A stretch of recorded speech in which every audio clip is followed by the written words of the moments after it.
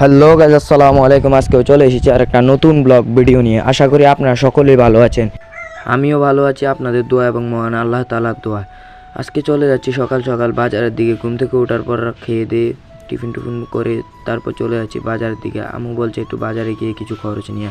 আমার এই কেটিএমটাকে নিয়ে বাজারের দিকে চলে যাচ্ছি। বাজারে যাওয়ার সময় দেখি আমাদের বাড়ির পাশে ছোট্ট একটা কুকুরের বাচ্চা। কুকুরের বাচ্চাটা খুব কিউট এবং খুবই সুন্দর। এই কুকুরের বাচ্চাটা কি বলবো, এত সুন্দর। আর আমি তো বাজারে যাওয়ার সময় দেখি খুব কি একটা বলবো, কি সুন্দর যে ভিউ। আমাদের শ্রীমন্তপুর এলাকার ভিউটাই অন্যরকম সুন্দর।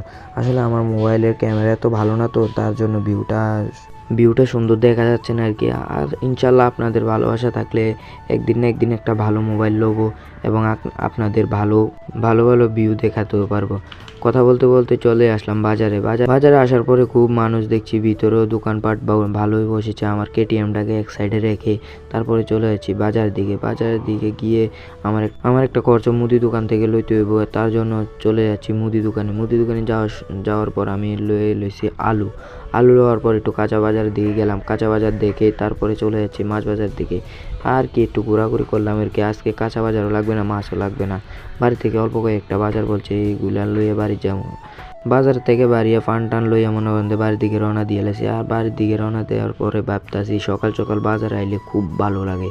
শরীরটাও খুব ঠান্ডা থাকে, মনে করেন আবহাওয়াটাও খুব ঠান্ডা। এখন শীত পড়ছে হালকা হালকা, তারপরে খুবই ভালো লাগে, মনও ফ্রেশ থাকে, মাথাও ফ্রেশ থাকে। আসসালামু আলাইকুম। আজকের ব্লগটা এতটুকুই। আপনারা সকলেই ভালো থাকবেন, আমার জন্য দোয়া করবেন, আমাকে এইভাবে ভালোবাসা দিয়ে যাবেন।